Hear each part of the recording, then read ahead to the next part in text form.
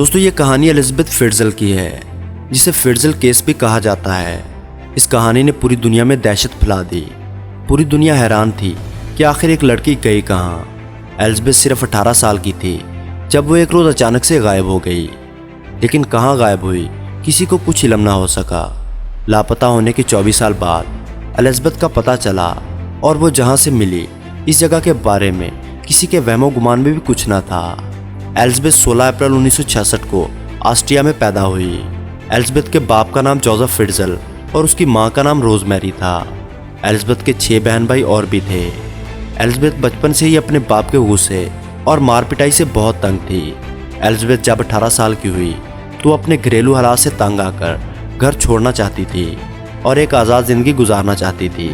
इसलिए उसने एक रेस्टोरेंट में काम करना शुरू कर दिया ताकि अपनी ज़िंदगी बेहतर कर सके।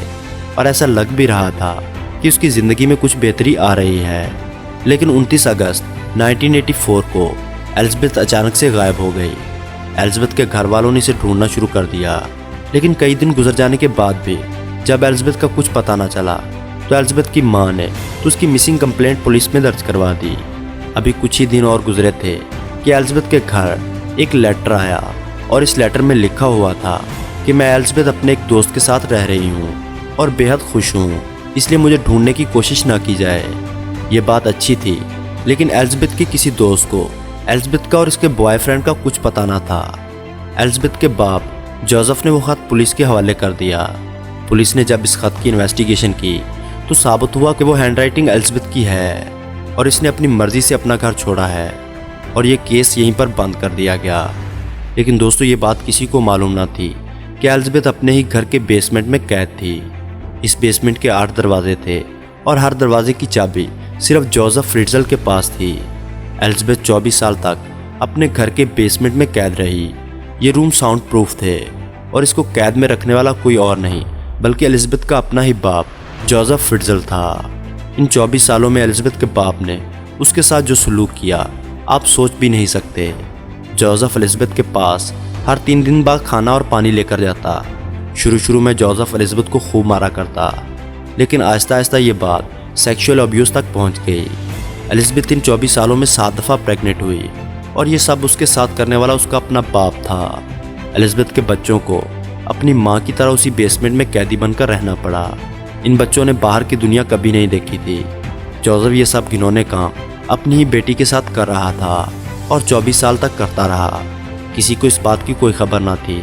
लेकिन दोस्तों कोई भी मुजरिम अपना जुर्म करके बच नहीं सकता। एक ना एक दिन उसे वो काटना पड़ता है जो उसने बोया होता है। एलिज़ाबेथ के 7 बच्चों में एक बच्चा पैदा होते ही मर गया था। 3 बच्चे एलिज़ाबेथ के साथ कैद में थे और 3 बच्चे जोसेफ के साथ उसी के घर में रह रहे थे।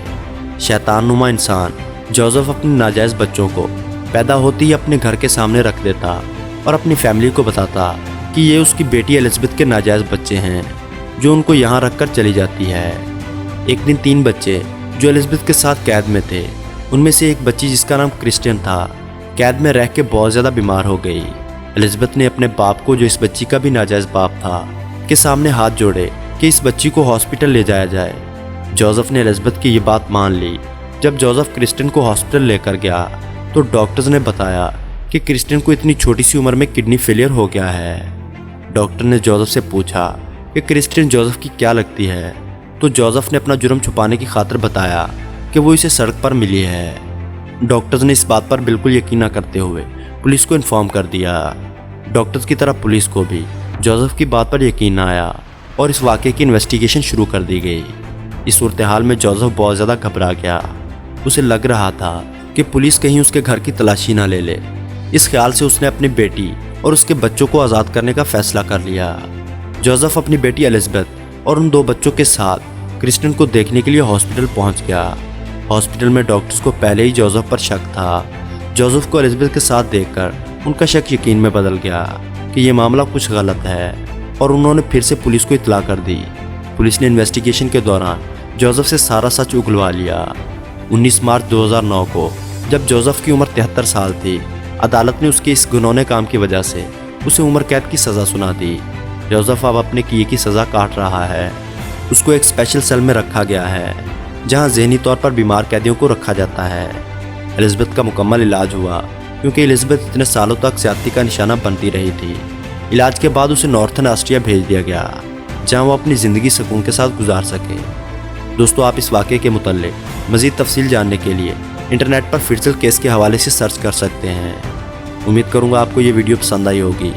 वीडियो पसंद आने की सूरत में लाइक और दोस्तों के साथ शेयर करना ना भूलें, और ऐसी ही इंटरेस्टिंग वीडियोज़ देखने के लिए हमारे चैनल को सब्सक्राइब करते हुए साथ मौजूद बेल आइकन को दबा दें।